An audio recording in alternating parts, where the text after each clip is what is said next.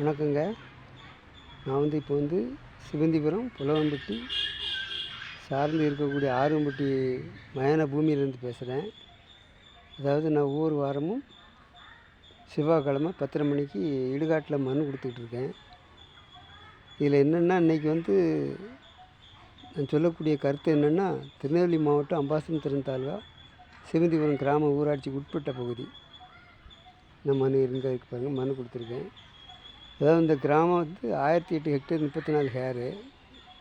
அதாவது 60 ஆண்டு காலமாக வழக்கு நடந்துக்கிட்டு இருக்குது அரசுக்கும் திருவாவடுதுறை ஆதீனத்துக்கும். திருவாவடுதுறை ஆதீனம் இது வரைக்கும் என்கிட்ட எந்த சொத்து ஆவணமுமே இல்லைன்னு சொல்லிட்டான். அப்படி சொத்து ஆவணம் இல்லாத ஒரு திருவாவடுதுறை ஆதீனத்திட்டு அரசு 60 ஆண்டு காலம் வழக்கு நடத்திட்டு இருக்கிறதுனால, அதாவது மக்களுடைய வாழ்வாதாரம் நஞ்சை புஞ்சை குடியிருப்பு வீட்டு மனைக்கு பட்டா வழங்கப்படாமல் ரொம்ப வாழ்வாதாரம் பின்தங்கி இருக்குது. மேலும் இப்போ என்ன சொல்லணும்னா, அதாவது இந்த சிவந்திபுரம் கிராமத்தில் சர்வே நம்பர் 152ன்னு ஒரு இடம் இருக்குது. அது வீட்டு வசதி வாரியத்திட்ட நில செட்டில்மெண்ட்டு உதவி நிலவரி திட்ட அலுவலர் ஒப்படைச்சிருக்காரு. Survey number 152, survey number 159(1), survey number 162(6).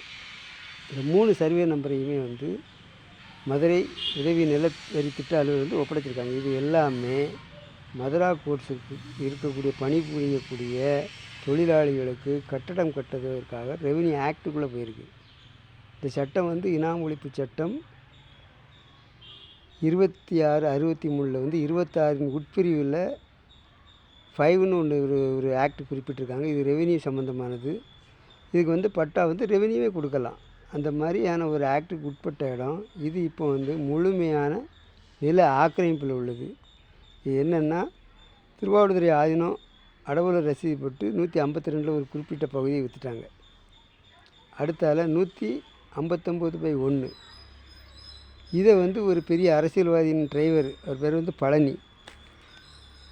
அவர் அடவுலர் ரசீது போட்டு வாங்கி அது அவர் கையகப்படுத்தியிருக்காரு. ரெண்டாவது 162/6 இந்த இடம் சிவந்திபுரம் ஊராட்சி அதை ஆக்கிரமிப்பு பண்ணியிருக்கு. ஆனால் அந்த 3 சர்வே நம்பருக்கு உட்பட்ட அனைத்து பகுதிகளுமே இது மதுரா கோட்ஸில் வேலை பார்க்கக்கூடிய தொழிலாளிக்காக வேண்டி நிலவரி திட்ட அலுவலர் இதை முழுமையாக எல்லா இடத்தையுமே முழுமையாக அது வீடு இடம் கட்டுவதற்காக வேண்டி சொசைட்டியில் ஒப்படைத்தார். வீட்டு வசதி வாரியத்திட்ட ஒப்படைக்கப்பட்ட இடம்.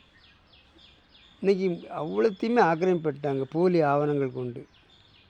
இந்த போலி ஆவணத்தை நிரூபிக்கிறதுக்காக வேண்டி இவங்க என்ன செய்தாங்கன்னா, இது முன்னிட்ட தீர்ப்புகள் இருக்கு இல்லையா, இந்த தீர்ப்புகளெல்லாம் மறைச்சி உயர்நீதிமன்றத்தில் வழக்கு தொடர்ந்து திருவாவடுதுறை ஆதீனத்துக்கு பாத்தியப்பட்ட சொத்து மாதிரி கொண்டு வந்திருக்காங்க.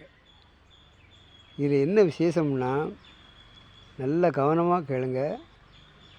இதில் முழுமையாக ஒரு இடத்த அரசு ஆக்ட் படி கையகப்படுத்தினா அதில் முன்னிட்ட ஆவணங்கள்லாம் ரத்து செய்யப்படுகிறது. அப்போ அதை பார்க்கும்போது போலி ஆவணம். இந்த போலி ஆவணத்தை கொண்டு தான் இவ்வளோ நிலத்தையுமே ஆக்கிரமிப்பு பண்ணுதாங்க. இது சம்பந்தமான நிலவரி திட்ட அலுவலருடைய ஆவணத்துலேருந்து நீதிமன்ற உத்தரவுலேருந்து எல்லாத்துலேயுமே இந்த சர்வே நம்பர்கள் பதிவாகிருக்குது. அப்படி இருந்துமே இந்த இடம் ஆக்கிரமிப்பு பண்ணப்பட்டிருக்கு. அதனால் இதையும் அரசு நாங்கள் எவ்வளவோ தெரியப்படுத்தி அரசு எந்த நடவடிக்கையும் எடுக்கவில்லை. அதனால் கிட்டத்தட்ட ஒரு 1500 கோடி ரூபா மதிப்பெல்லாம் சொத்து இன்றைக்கி பிளாட்டு போட்டு விற்றுக்கிட்டு இருக்காங்க. எவ்வளோ கால கொடுமை பார்த்தீங்களா? இதை நீதிமன்ற உத்தரவுகளெல்லாம் மறைச்சி தான் இவ்வளோ நடக்குது. அது ப்ராட் ஆஃப் தி கோர்ட்டை ஏமாத்துறாங்க. அதனால் மக்களை இங்கே பாருங்கள், இந்த அரசு எந்த நடவடிக்கை எடுக்கிறதுக்கும் தயாராக இல்லை. அப்படி இருக்கக்கூடிய காலகட்டங்களில் மக்கள் இனிமேல் எங்கேயும் கொண்டு மனு கொடுக்காதங்க. அரசு அதிகாரம் எல்லாத்தையுமே அவங்க கல்லறை கொண்டாந்துட்டாங்க ஆட்சியாளர். அதனால் இறந்த கல்லறைக்கு மனுவை கொண்டு கொடுங்க. கூடிய சீக்கிரம் ஆட்சியாளர் எல்லாருமே கல்லறைக்கு போக தயாராகிட்டாங்க. அதனால் நீங்கள் எதுக்கும் பயப்பட வேண்டாம். நீங்கள் கொடுக்கக்கூடிய மனுக்கள் எல்லாம் கல்லறை கொண்டு கொடுங்கன்னு வேண்டிக் கொள்கிறேன். நன்றி, வணக்கம்.